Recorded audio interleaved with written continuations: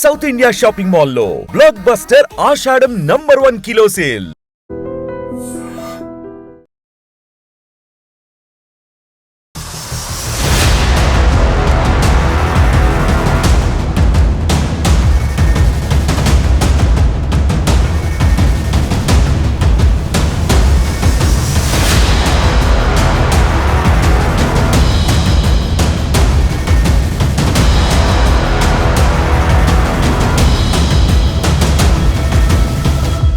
Teenmar Mallanna office మీద దాడి తర్వాత మనకు తెలుసు తీన్మార్ మల్లన్న మీద అట్లాగే ఎమ్మెల్సీ కవిత ఇద్దరు కూడా ఇరువురు కంప్లైంట్ చేసుకున్నారు. పోలీస్ స్టేషన్లో కేసులు నమోదైనాయి.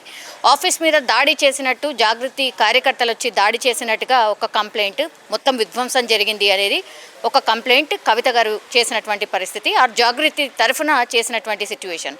ఇంకోవైపేమో తీన్మార్ మల్లన్న కూడా మేడిపల్లిలో కంప్లైంట్ చేసిర్రు, నన్ను చంపే ప్రయత్నం చేసిర్రు, బీసీ నాయకులను ఎదగనియ్యారా, లేక ఎవరో ఎమ్మెల్సీ అయితే అతన్ని చంపే కుట్ర జరుగుతోంది అంటూ ఆయన కంప్లైంట్ చేసినటువంటి పరిస్థితి.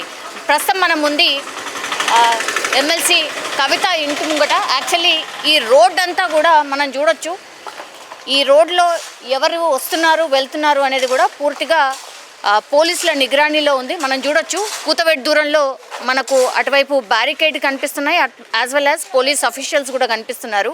అంటే ఒక్కసారి నిన్న తీన్మార్ మల్లన్న ఆఫీస్ మీద దాడి జరిగిన తర్వాత అగైన్ వాళ్ళు తీన్మార్ మల్లన్నకు సంబంధించిన వాళ్ళు ఇక్కడికి వచ్చి దాడి చేసే అవకాశం ఉంది అన్న ఇన్ఫర్మేషన్ ఉన్న నేపథ్యంలో ఇప్పుడు పోలీస్ పహారాలో ఇప్పుడు కవిత గారి ఇల్లు కావచ్చు, ఆ తర్వాత జాగృతి కార్యాలయం, కవిత గారి జాగృతి కార్యాలయం ఇది పక్కపక్కనే ఇల్లు యాజ్ వెల్ యాజ్ కార్యాలయం పక్కపక్కనే ఉన్నాయి కాబట్టి ఇక్కడ బందోబస్తును ఏర్పాటు చేశారు. అటువైపు వెళ్ళే రోడ్ యాజ్ వెల్ యాజ్ ఇటువైపు వెళ్ళే రోడ్ రెండు వైపులా కూడా పోలీసుల నిగరాని ప్రస్తుతం అయితే కనిపిస్తోంది. మనతో పాటు జాగృతికి సంబంధించిన వాళ్ళు ఉన్నారు, ఒక్కసారి మాట్లాడే ప్రయత్నం చేద్దాం.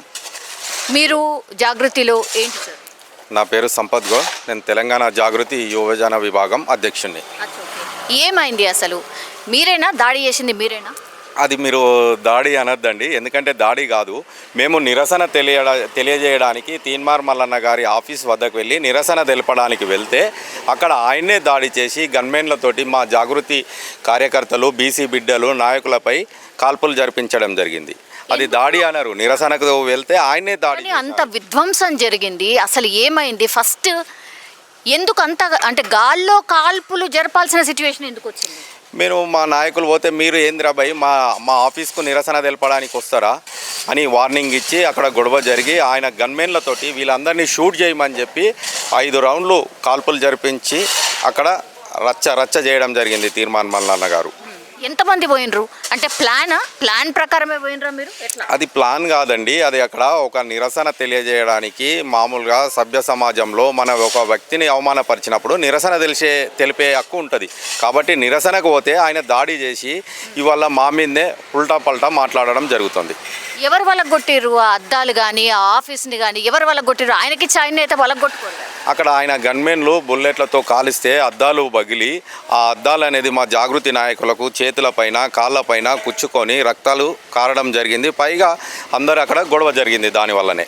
అంటే నిరసన అంటే మీరు అసలు ఏం నిరసన చెప్దామని పోయినరు? ఎవరితోనన్నా మాట్లాడడానికి పోయినరా, లేకపోతే ఆఫీస్ బయట నిరసన ఏంటి? ప్లాన్ ఏంటి? అక్కడ నిరసన ఏంటంటే మా జాగృతి నాయకురాలైనటువంటి కవితక్క గారు ఇవాళ బీసీల కోసం అన్ని జిల్లాల్లో బీసీ రౌండ్ సమావేశాలు పెట్టడం జరిగింది. ఇలా బీసీల కొరకు పోరాటం చేస్తున్నటువంటి నాయకురాలు కవితక్క గారు. ఎందుకంటే ఇవాళ బీసీ ఉద్యమాన్ని గల్లీ నుంచి ఢిల్లీ స్థాయి వరకు ఎవరు తీసుకెళ్ళారంటే ఏ జిల్లాలో అడిగినా ఏ గ్రామంలో అడిగినా కవితక్క గారు అని చెప్పచ్చు. ఎందుకంటే ఆయన ఏమంటాడంటే మీరేమైనా బీసీ బిడ్డనా అని అంటాడు. అంటే బీసీల కోసం బీసీ బిడ్డనే పోరాటం చేయనా? బీసీల కోసం ఎవరైనా పోరాటం చేయొచ్చు. ఆనాడు స్వాతంత్ర ఉద్యమంలో కూడా అట్లనే అనుకుర్రా, ఒక కులం కొరకే పోరాడిర్రా. మొన్న తెలంగాణ ఉద్యమంలో కూడా వాళ్ళు ఒక కులం వాళ్ళే పోరాడినరా? అలా జరగలేదు కదా. ఇప్పుడు బీసీలకు అన్యాయం జరిగినప్పుడు కావచ్చు, ఎస్సీలకు జరిగినప్పుడు కావచ్చు, ఎస్టీలకు జరిగినప్పుడు కావచ్చు, మైనార్టీలకు జరిగినప్పుడు కావచ్చు, అగ్రవర్ణ పేదలకు జరిగినప్పుడు కావచ్చు, ఆ వర్గం కోసం పోరాడే నాయకులు ఉంటారు. అందులో భాగంగానే ఇవాళ 42% కొరకు కవితక్క గారు పోరాటం చేస్తున్నారు. ఆ దిశగానే అక్కగారి పోరాటం వల్లే ఇవాళ క్యాబినెట్ బీసీ 42% కొరకు ఆమోదం పొందడం కూడా జరిగింది. ఇప్పుడు తీన్మార్ మల్లన డైరెక్ట్ కామెంట్ చేశారు. సరే ఆయన ఏం మాట్లాడినరు దాని మీద ఎట్లా కేసులు అవి ఇవి అయినాయి, కానీ ఆ కోపంతోనే మీరు వెళ్ళినరా? ఒకటి అసలు బీసీ బిడ్డనే కాదు కదా కవిత, అట్లెట్లా చేస్తారు అని అంటున్నాడు. ఇప్పుడు బీసీ బిడ్డ కాదని మీరు అంటున్నారు. మొన్న ఎస్సీ వర్గీకరణ కోసం మోదీ గారు కూడా ఎస్సీ వర్గీకరణ గురించి మాట్లాడడం జరిగింది. ఇవాళ మనం కూడా అట్లనే అంటామా?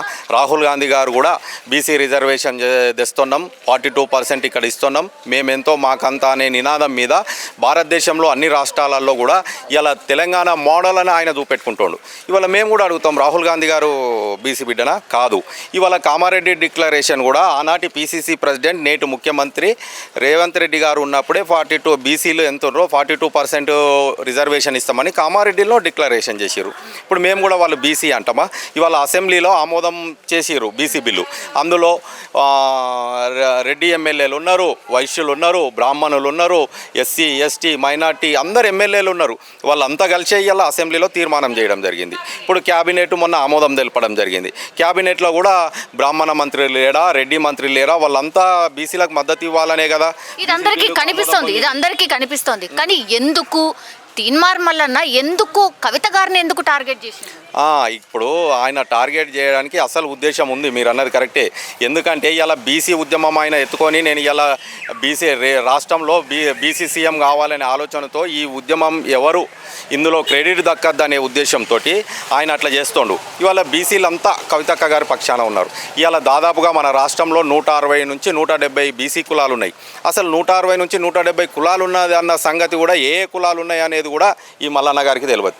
ఇవాళ కవితక్క గారు చెప్పగలుగుతారు.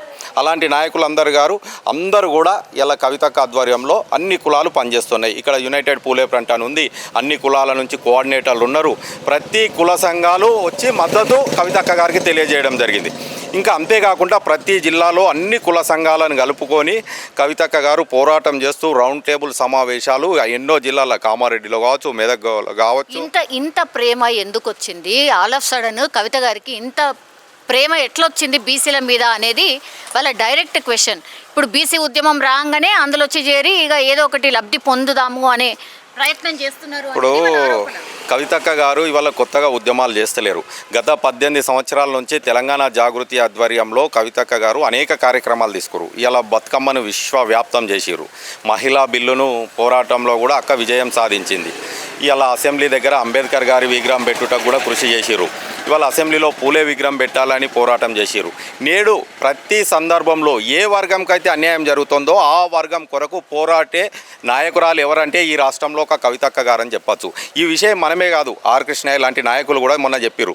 బీసీ ఉద్యమం కోసం ఏ నాయకుడు కలిసి వచ్చినా వారికి మా సంపూర్ణ మద్దతు ఉంటుందని చెప్పి తెలియజేయడం జరిగింది. అంటే తీన్మార్ మల్లన్న పార్టీ పెట్టబోతున్నా అని అనౌన్స్ చేసిండు కాబట్టి ఆ అక్కుసతోనే ఇదంతా చేసిండు అని ఇంకొక చర్చ నడుస్తోంది. మీరు కూడా నమ్ముతుండ్రా?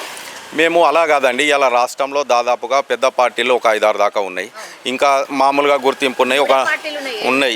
ఇంకా దాదాపుగా కొన్ని చిన్న చిన్న పార్టీలు 30-40 వరకు అన్ని పార్టీలు కూడా ఉండొచ్చు. అందులో 40 పార్టీలలో ఇది 41 పార్టీ అనుకుంటాం, కానీ మాకేం ఈర్ష్య ఉంటుందండి. అందులో మాకు ఎలాంటి ఈర్ష్య లేదు. ఇంకా 100 పార్టీలు వచ్చినా కవితక్క గారికి వచ్చినా నష్టం ఏం లేదు.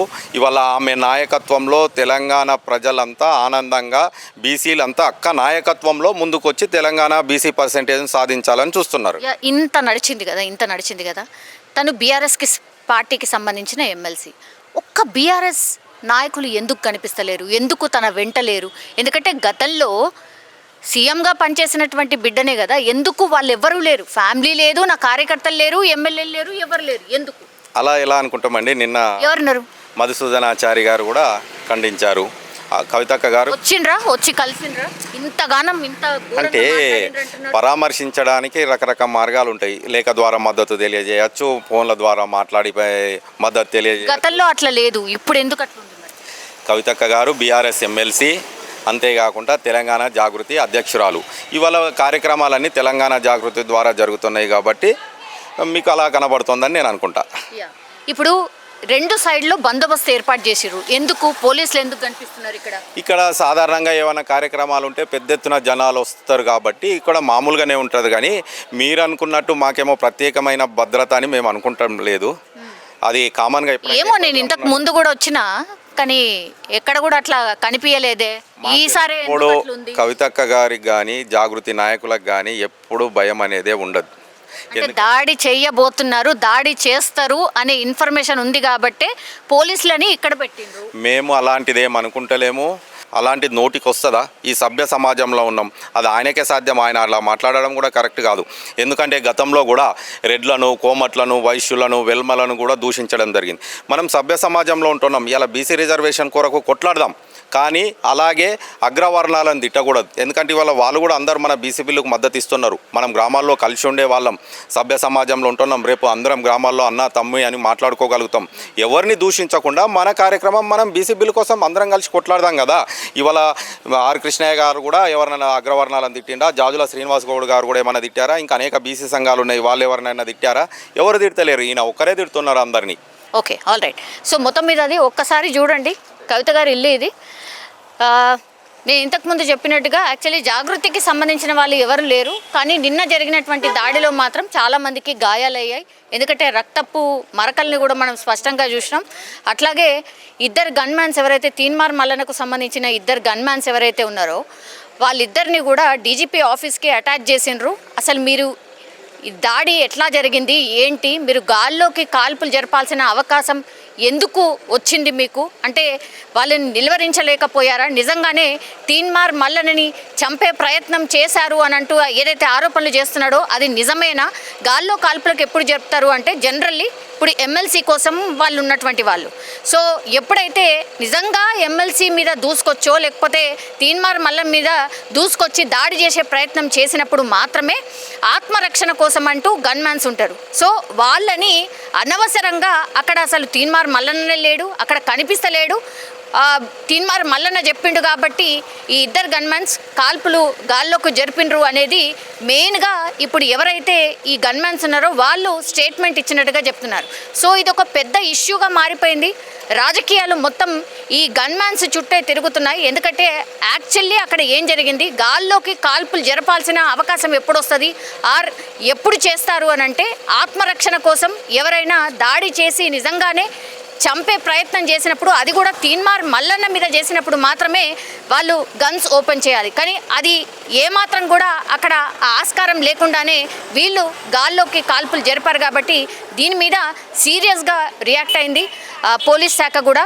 సో వీళ్ళిద్దరిని కూడా అటాచ్ చేసింది డీజీపీ ఆఫీస్కి. సో పూర్తి ఎక్స్ప్లెనేషన్ దర్యాప్తు అయితే ఒకవైపు కొనసాగుతోంది, ఇంకోవైపేమో ఈ మాటల దాడి మాత్రం ఇంకా కొనసాగుతోంది.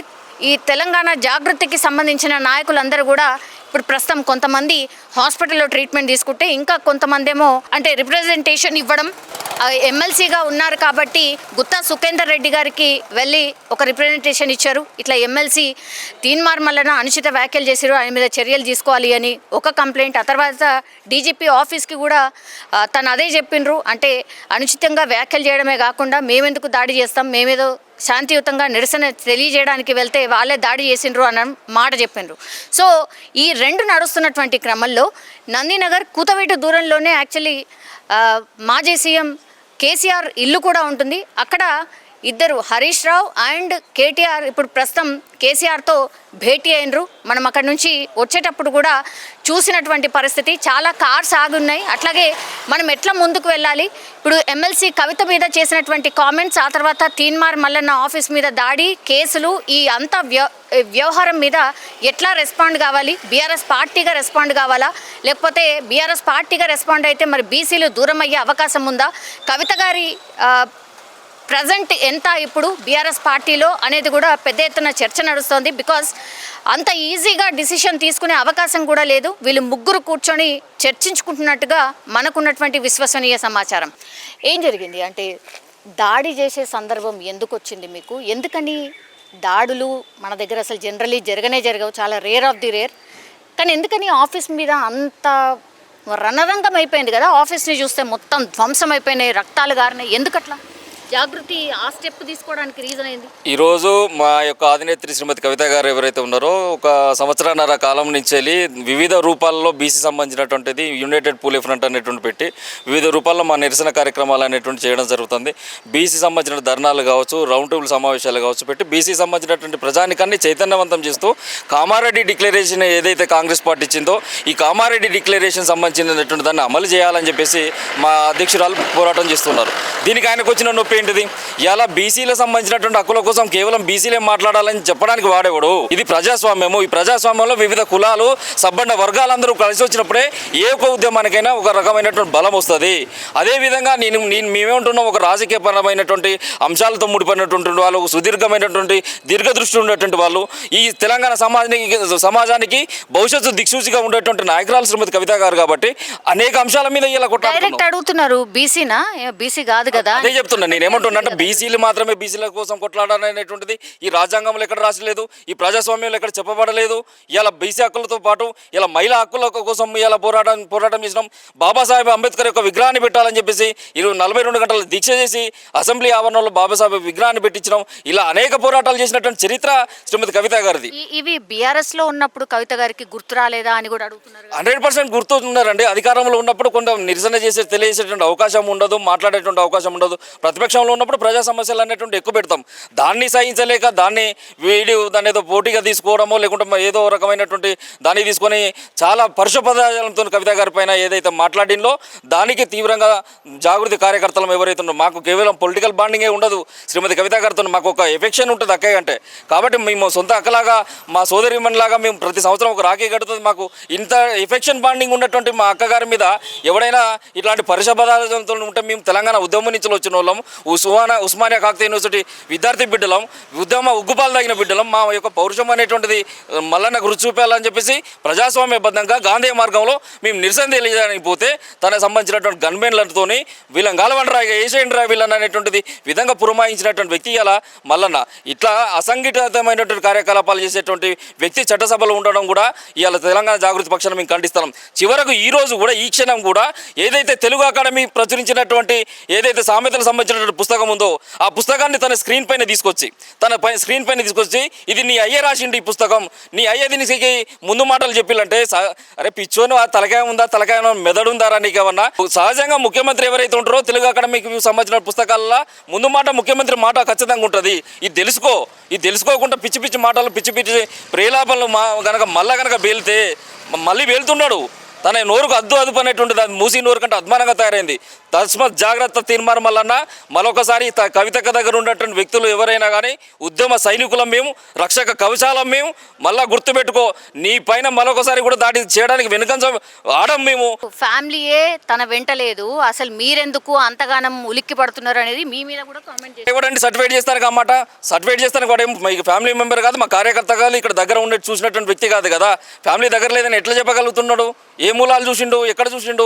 కాబట్టి ఏదైనా కానీ సత్యదూరమైనటువంటి ఆరోపణలు చేయడంలో మల్లన్న అనేటువంటి వాడు చాలా అయినటువంటి వ్యక్తి. ఇలా అనేక రకాలైనటువంటి బ్లాక్మెయిల్ చేస్తున్నాడు, వ్యాపారులను బ్లాక్మెయిల్ చేస్తున్నాడు, బిజినెస్ మ్యాన్లను అందరినీ బ్లాక్మెయిల్ చేస్తున్నారు. చివరకు పాలు అమ్ముకునేటువంటి వాళ్ళను, డైరీ సంబంధించిన వ్యాపారులను కూడా ఇలా బ్లాక్మెయిల్ చేస్తున్నాడు. నయీము సంబంధించిన పేరును మాకు ఆపాదించే పేరు చేస్తున్నారు. అదే క్యూ న్యూస్ డెన్లో భూ దందాలు చేస్తూ భూ సెటిల్మెంట్ చేస్తున్నటువంటి వ్యక్తి ఎవడు? ఇలా నువ్వు కదా, దీనికి సమాధానం చెప్పాడు. ఎవరు ఈ నయీంకి సంబంధించి, ఎందుకు మీ నయీంకి సంబంధించి ఎవరైతే అనుచరుడు ఉంటాడో మీ దగ్గర తిరుగుతున్నాడు? భువనగిరి ప్రాంతంలో మాకు బ్రహ్మాండమైనటువంటి కమిటీలు ఉన్నాయి. ఆ ఏరియా నుంచి వచ్చినటువంటి మా కార్యకర్తను పట్టుకుని నీకు నయీంతో సంబంధాలు ఉన్నాయని మాట్లాడితే, నయీం డెన్ లాగా నీ క్యూనిస్ ఆఫీస్ ఉంది కదా, నయీం డెన్ లాగా నువ్వు అక్కడ సెటిల్మెంట్లు చేస్తున్నావు కదా, భూదందాలు చేస్తున్నావు కదా, అక్రమంగా భూములు ఆక్రమించుకుంటున్నావు కదా. గతంలో చాలా టైమ్స్ ఇవి ఆరోపణలు చేసిర్రండి, ఇక్కడ నిరూపితంగా. నేనేమంటున్నా, ఛాయ్ పైసలకు డబ్బులు అడుక్కున్నటువంటి నీవు తెలంగాణ ఉద్యమంలో నీ యొక్క కాంట్రిబ్యూషన్ ఎక్కడా? తెలంగాణ ఉద్యమంలో నీ కాంట్రిబ్యూషన్ ఉన్నట్లయితే ఒక దగ్గర చూపెట్టు. ఇలా మల్లన్న అనేటువంటి ఒక వేషం కట్టుకొని అక్కడ ఉన్నటువంటి V6 సంబంధించినటువంటి వివేకును కూడా మోసం చేసి బయటకు వచ్చినావు. ఆ ట్యాగ్ ల్యాండ్తోని నువ్వు బాహ్య ప్రపంచంలోకి వచ్చినావు. ఇలా చిట్టీల పెడుతోని ఏదైతే చిలకలు కూడా దగ్గర అక్కడ నివాసం ఉంటే అక్కడ ₹1 ఎగ్గొట్టి బోడుపల్లకు మగం మార్చినావు. నీ నిజ చరిత్ర ఏమని తెలియదు. ఈరోజు నీ నిజ చరిత్ర బయట పెట్టాలంటే ఒక పుస్తకం రాసేటువంటి పరిస్థితి ఉంటుంది. అట్లాంటి దౌర్భాగ్యమైనటువంటి వ్యక్తి ఈ తెలంగాణ గడ్డ మీద పుట్టడం నిజంగా శోచనీయం. వెంటనే ఇట్లాంటి దుర్మార్గుడిని శిక్ష దూషించే విధంగా మహిళల పైన గౌరవంగా మాట్లాడుతున్నటువంటి మల్లన్న పైన తక్షణమే మహిళా కమిషన్ కూడా ఇవాళ ఫిర్యాదు చేయడం జరిగింది. మహిళా కమిషన్ కూడా సత్వరమే దీనిపైన నిర్ణయం తీసుకొని తనను మంత్రి ఏదైతే ఎమ్మెల్సీ నుంచి వెళ్ళి బర్తరఫ్ చేసి చట్టసభల నుంచి బర్తరఫ్ చేయాలని చెప్పేసి తెలంగాణ జాగృతి పక్షాన్ని మేము కోరుతున్నాం. ఎంతమందికి గాయాలైనాయండి? దరిదాపుగా మాకు సంబంధించిన అక్కడ ఉన్నటువంటి ఈ రక్తం సాక్షిగా చెప్తున్నా అని చెప్పేసి ప్రేరేపణ పెడుతున్నారు. ఆ రక్తం ఎవరిదిరా? ఆ రక్తం మా తెలంగాణ జాగృతి బిడ్డలది, మా తెలంగాణ జాగృతి కార్యకర్తల రక్తము. ఆ బుల్లెట్ ఏదైతే వాళ్ళు ఫైర్ చేసిలో ఆ స్పాట్ దాంట్లో ఉన్నటువంటి ఆ గ్యాప్ తక్కువ ఉండడంతో అవి రివర్స్ పెడల్స్ మా సంబంధించిన కార్యకర్తలు కూడా తాకినటువంటి విధంగా ఆ అద్దాలన్నీ కూడా పలిగి ఎవరో తీన్మార్ మల్లన్న దగ్గరికి వాళ్ళ కష్టాలు చెప్పుకోవడానికి వచ్చిన వాళ్ళ మీద దాడి చేసిండ్రు అనేది ఎవరు లేరండి. అక్కడ కష్టాలు చెప్పుకోవడానికి వచ్చినటువంటి వాళ్ళు ఎవరు లేరు. అక్కడ ఎవరు కూడా తన బయట ఉన్నటువంటి సివిలియన్స్ ఎవరు కూడా అక్కడ ఎవరు లేరు. కేవలం తెలంగాణ జాగృతి కార్యకర్తలు, దాంతోపాటు ఒక 15 మంది అనుచరులను ముందుగానే దాంట్లో లోపల లోడ్ చేసుకుని పెట్టుకొని ఉన్నాడు. వాళ్ళు పగడబందిగానే మా రివర్స్గా దాడి చేసే ప్రయత్నం చేసిళ్ళు మా పైన. ముఖ్యంగా ఇన్ఫర్మేషన్ ఇచ్చిండ్రా మీరు? నిరసన మీ ఇన్ఫర్మేషన్స్ ఏమో అది ఎట్లా తీసుకున్నాడో మీరైతే చంపడానికే పోయినరు అనేది చంపడానికి చేస్తే వాడు ఫైరింగ్ చేసింది ఎవరండి? మేము బాజాప్తా ప్రజాస్వామ్యబద్ధంగా నిరసన తెలియజేయడానికి పోయినాం. చివరకు మీకు చెప్తాం, మీరు మహిళ కాబట్టి నేను చెప్పొద్దు అనుకున్నాము. చివరకు మా మహిళా సంబంధించిన నాయకురాలు ఎవరైతే ఉన్నారో వాళ్ళ చెస్ట్ల పైన కూడా చేయి వేసి తోసేసినప్పుడు మా సంబంధించినటువంటి మహిళా కార్యకర్తలు చేసుకున్నారు తప్పితే మేము ముందుగా తొందరపడి పోయింది అయితే లేదు. పూర్తి స్థాయిలో ఇక్కడ కవిత గారి ఇంటి దగ్గర ఉన్నటువంటి సిచ్యువేషన్ ఇది. చాలా మంది వచ్చి వెళ్ళి కలిసి వెళ్తున్నారు. ఇవాళ ఏం హ్యాపెనింగ్ లేదు జాగృతి తరఫున, కానీ నిన్న జరిగినటువంటి దాడి, ఆ తర్వాత జరిగినటువంటి పరిణామాల మీద పూర్తి స్థాయిలో రివ్యూస్, అట్లాగే చాలామంది నాయకులు కలిసి వెళ్తున్న సిచ్యువేషన్ అయితే కనిపిస్తోంది. ప్రజెంట్ కవిత గారి ఇంటి దగ్గర ఉన్నటువంటి సిచ్యువేషన్ అయితే ఇది. నిజంగా ప్రస్తుతం ఉన్నటువంటి సమాజం దేనికి ప్రయారిటీ ఇస్తుంది? ఆర్థిక సంబంధాల చుట్టూ మాత్రమే తిరుగుతుంది. మళ్ళీ ఎన్నికలంగానే చాలా విరక్తి కలుగుతాం. మంచి అనిపిస్తుంది కదా, లేడీస్ కూడా ఛాలెంజింగ్ జాబ్స్ చేసినప్పుడు చాలా బాగుంటుంది. ట్రాఫిక్ అసిస్టెంట్స్ గా నియమించిన ట్రాన్స్జెండర్స్ అందరితో సాల్యూట్ చేయించుకుంటున్నారు. ఫుడ్ డెలివరీ ఇవ్వటానికి వెళ్ళినటువంటి డెలివరీ బాయ్ అనిల్ పై కళ్ళ ముందు